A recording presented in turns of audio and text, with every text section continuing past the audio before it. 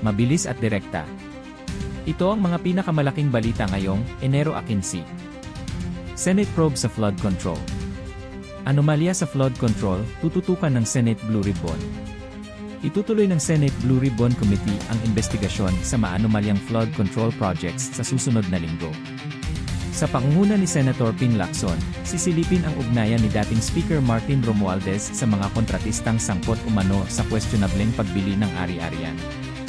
Bubusisiin din ang alegasyon laban kay dating IRG Secretary Manuel Bonoan sa pagbibigay umano ng maling coordinates ng mga proyekto na nagresulta sa mga ghost projects. Inaasahang ilalabas ang mga warrant kung muling hindi sisipot ang mga opisyal sa pagdinig upang bigyang linaw ang bilyon-bilyong pondo na nawawala sa mga proyekto. Measles at Superflu Update. Walang outbreak ng Superflu, babala sa tigdas inilabas. Nilinaw ng Department of Health na walang basihan para magdeklara ng outbreak dahil sa Superflu dahil nananatiling mababa at kontrolado ang mga kaso nito. Gayunpaman, mas binibigyang babala ngayon ang publiko sa tumataas na kaso ng tigdas o measles sa bansa na umakyat ng 30%. Ayon sa IE, mas nakamamatay at mabilis makahawa ang tigdas kumpara sa trangkaso, lalo na sa mga bata. Magsasagawa ng malawakang supplemental immunization activity sa Mindanao ngayong buwan at susunod sa Luzon at Visayas sa Hunyo. Paalala ng kagawaran, bakuna ang pinakamabisang proteksyon laban sa sakit na ito. Road clearing sa Tondo.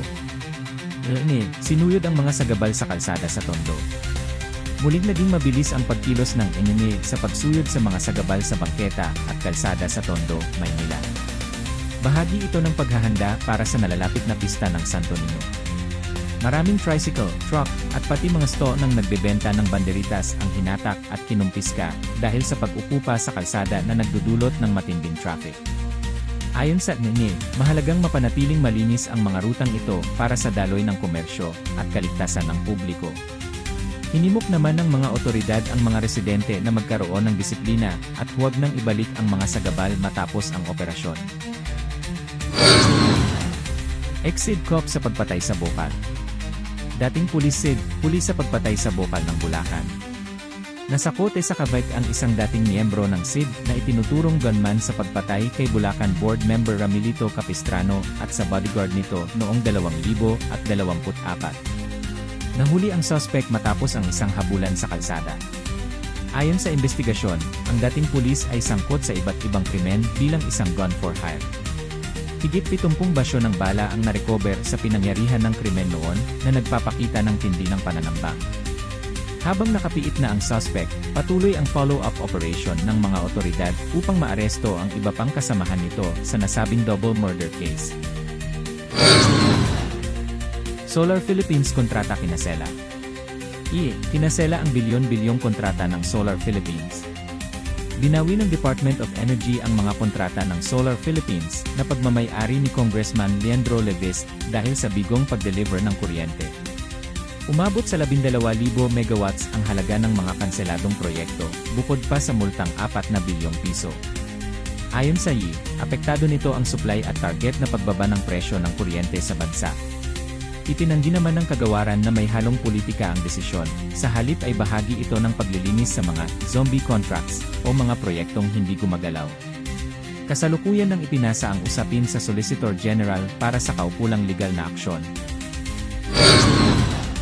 Bulkang Mayon at Bagyong Ada. Mayon Volcano at Bagyong Ada, double whammy sa Albay. Nananatili sa alert level 3 ang Bulkang Mayon habang patuloy ang pagbuga nito ng lava at mainit na usok.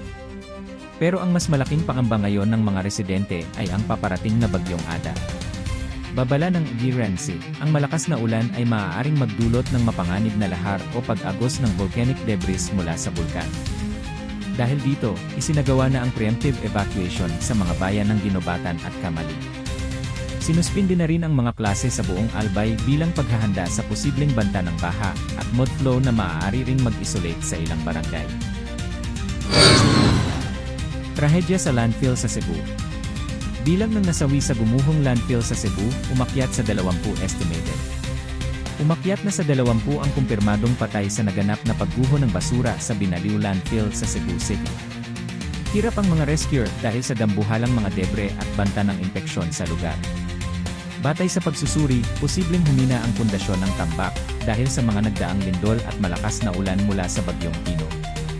Habang nagpapatuloy ang paghahanap sa 16 pang nawawala, nagpaabot na ng tulong pinansyal ang kumpanya sa mga pamilya ng biktima. Kasalukuyan din nakasailalim sa investigasyon ang pasilidad upang matukoy kung may kapabayaan sa operasyon ito. Malawakang manhunt iya atong ang at isa 0 pulis, ikinasa na. Ipinag-utos na ng korte sa Laguna ang pag-aresto sa negosyanteng si Atong ang at 17 iba pa, kabilang ang 10 opisyal ng pulisya. Ito ay kaugnay ng misteryosong pagkawala ng mga sabungero noong 2021 hanggang 2022. Nahaharap siyang sa mga kasong kidnapping with homicide at serious illegal detention na walang inirekomendang piyansa. Bagamat iginiit ng kanyang kampo na inosente ang negosyante at hilaw ang ebidensya, naglunsad na ng malawakang manhunt ang ini sa Metro Manila, Laguna at Palawan. Ayon sa IE, wala pang record na lumabas ng bansa si ang kaya't nananatili ang alerto sa mga paliparan.